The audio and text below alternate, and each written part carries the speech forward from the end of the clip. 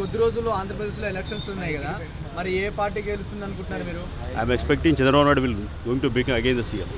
చంద్రబాబు నాయుడు. అవునండి. సో ఎందుకు వైసీపీని వద్ద అనుకుంటున్నారు సార్ మీరు? ఆల్రెడీ ఇప్పుడు ఫేస్ చేస్తున్నాడు అక్కడ బీయింగ్ తెలంగాణ నేను అక్కడ ఆంధ్రప్రదేశ్కి వచ్చాను, నేను వచ్చాక చూశాను, అంత డెవలప్మెంట్ ఏమి అనిపించలేదు.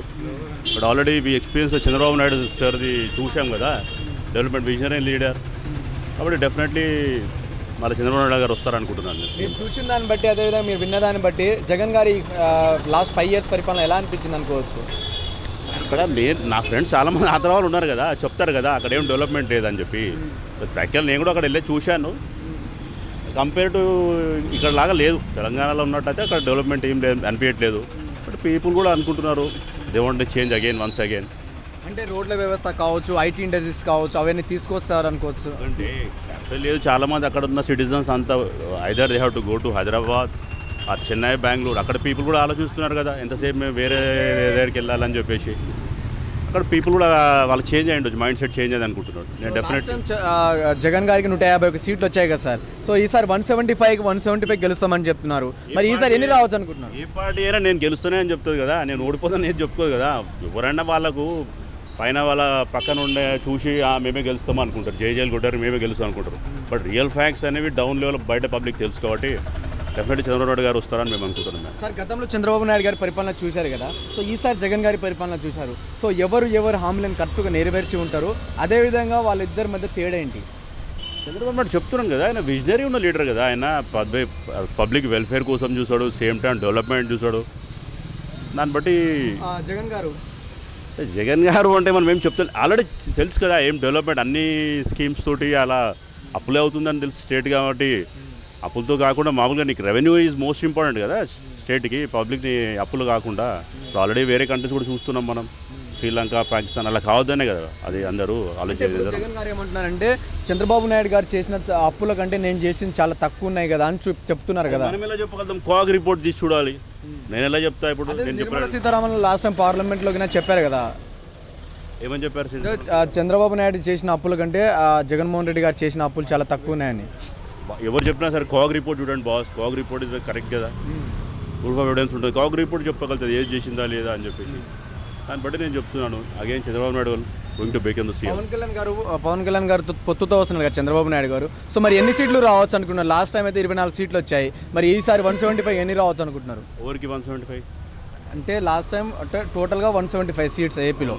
So last time Pawan Kalyan గారికి 1 సీటు, అదేవిధంగా టీడీపీకి 24 సీట్లు, 23 సీట్లు, టోటల్గా 24 సీట్లు వచ్చాయి కదా. ఈసారి ఎన్ని గెలుస్తారు అనుకుంటున్నారు? మోర్ దెన్ 100+ అనుకుంటున్నాను. But they are going to form the government. ఆంధ్రప్రదేశ్లో కొద్ది రోజులు ఎలక్షన్స్ ఉన్నాయి కదా, మరి ఏ పార్టీ గవర్నమెంట్ ఫార్మ్ చేస్తారు అనుకుంటున్నారు మీరు? నాది జనసేన అనుకుంటున్నాను. జనసేన టీడీపీ. మరి ఎందుకు జనసేన టీడీపీ అనుకుంటున్నారు? అన్న జగన్ వచ్చి ఏం చేయలేదు కదన్న, రోడ్లు చేస్తున్నాడు ఏం చేయలేదు, చాలా నష్టపోయిందని చెప్పేసి ఈసారి టీడీపీ జనసేన కలుస్తుందని అనుకుంటున్నాను. అంటే ఇప్పుడు జగన్ గారు ఇచ్చిన సంక్షేమ పథకాలు ఎలా అనిపించాయి మీకు?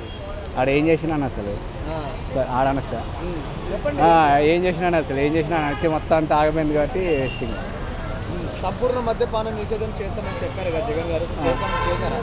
ఏం చేయలేదన్న, చేయలేదు. మరి ఉద్యోగ అవకాశాలు కల్పిస్తామన్నారు, ఎవ్రీ ఇయర్ జాబ్ క్యాలెండర్స్ ఇస్తామన్నారు, ఇవ్వలేదన్న, ఏం చేయలేదు. రోడ్ల వ్యవస్థ ఎలా ఉందన్నయ్య? రోడ్ల అంతా గలీజ్ గుంతలు ఎట్లా పడతాయి, బాగాలేదన్న అసలు బాగాలేదు. సో ఇప్పుడు చంద్రబాబు నాయుడు గారి పరిపాలన గతంలో చూశారు కదా, సో ఈసారి జగన్ గారి పరిపాలన చూశారు, వాళ్ళిద్దరి మీద తేడా అంటే ఏం చెప్తారు? అన్న అది చంద్రబాబు వచ్చి చాలా చేసిండు అన్న, చాలా మంది భవిష్యత్తు బాగుపడ్డది. జగన్ వచ్చి అంతా చెడదెంగిందన్న.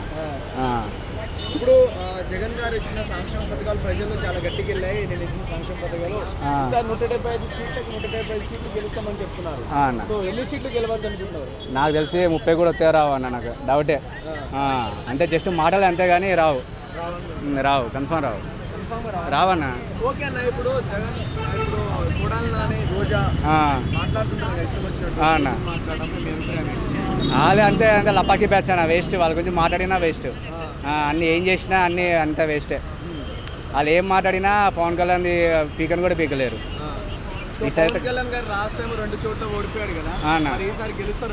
ఈసారి అన్న గెలిచే ఛాన్సెస్ ఉందన్న కన్ఫర్మ్.